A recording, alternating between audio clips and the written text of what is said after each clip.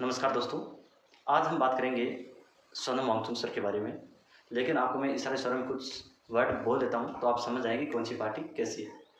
तो पहले तो मैं सबसे पहले जो हमारी सत्ता में ही है बीजेपी, उनको टारगेट करूँगा क्योंकि वही अभी देश पे शासन कर रही है, चला रही है देश को। तो बनता हमारा भी है कि हम उनको कुर्सी पर बिठाएं, तो उतारना भी हमारा ही हक है क्योंकि हम जनता जो चाहे वो कर सकती है। लेकिन जनता है क्योंकि वो इतनी, अब क्या बोलूँ जनता के बारे में, क्योंकि जनता में मैं भी आता हूँ और आप भी आते हो दोस्तों, कि ये खुद डिसाइड करती है पहले कि हमें किस तरफ जाना है। जनता अच्छी की तरफ नहीं जाती है बल्कि हमेशा गलत रास्ता चुनती है, वो सबको पता है। जैसे हमें बीजेपी ने चुन लिया, वो हमने भी गलती की और आपने भी गलती की दोस्तों, तो उसका अंजाम सबको भुगतना पड़ेगा। ये देश है और इसकी जो शासन व्यवस्था वो बीजेपी के हाथों में है। बीजेपी नहीं चाहती कि कोई भी शिक्षा लेके स्टूडेंट हो या कोई भी इंसान हो वो आगे जाए और कुछ करे, क्योंकि रिश्वतखोरों को तो बीजेपी पहले अपने में पार्टी में मिला लेती है। और जो कुछ भी हमारे जैसे गिने चुने ही है, अगर हम उनके खिलाफ जाएं तो हमें भी उठवा लेते हैं, वो चाहे प्रशासन के माध्यम से हो या फिर गुंडागर्दी के माध्यम से उठवा लेते हैं, उठवा के अपनी पार्टी ज्वाइन करवा लेते हैं। या फिर आपको पता ही है कि एनकाउंटर करा दिया जाता है, जैसे भारत तिवारी जी का हुआ है वैसे। तो आप मेरी राय में तो आप धरना प्रदर्शन करो, कोई दिक्कत नहीं, लेकिन ओपन में करोगे तो आप मारे जाओगे, क्योंकि आजकल की सच्चाई यही है। ना देश में कुछ कानून है, ना कुछ और है, ना किसी को सज़ा होती है, ना कुछ और होती है। सब ओपन में दिखाया जाता है कि ऐसे हो गया ऐसे हो गया, लेकिन हकीकत कोई नहीं बताता। और दूसरे नंबर पे हमारी बिका हुआ है ही एक मीडिया क्षेत्र जो सच्चाई से मतलब इग्नोर करता है, सच्चाई को कभी दिखा नहीं जाता है। और जो बीजेपी के चमचे हैं उनके बारे में अच्छी अच्छी खबरें फैलाई जाती है।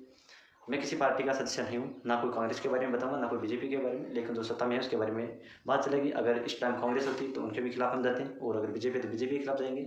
और अगर कोई आरएलपी या कोई भी अगर पार्टी होती अगर वो गलत करती तो जाएंगे बिल्कुल।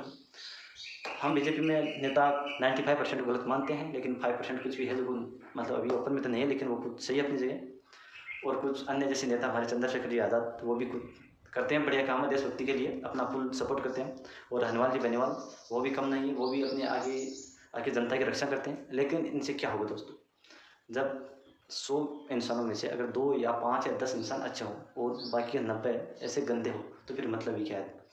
तो इस प्रकार दोस्तों आप समझो, आगे 27 में 28 में जो भी चुनाव होंगे तो उनमें आपको समझ चुके हो आप किस पार्टी का सफाई हमें करना है, अगर आपको देश बचाना है तो।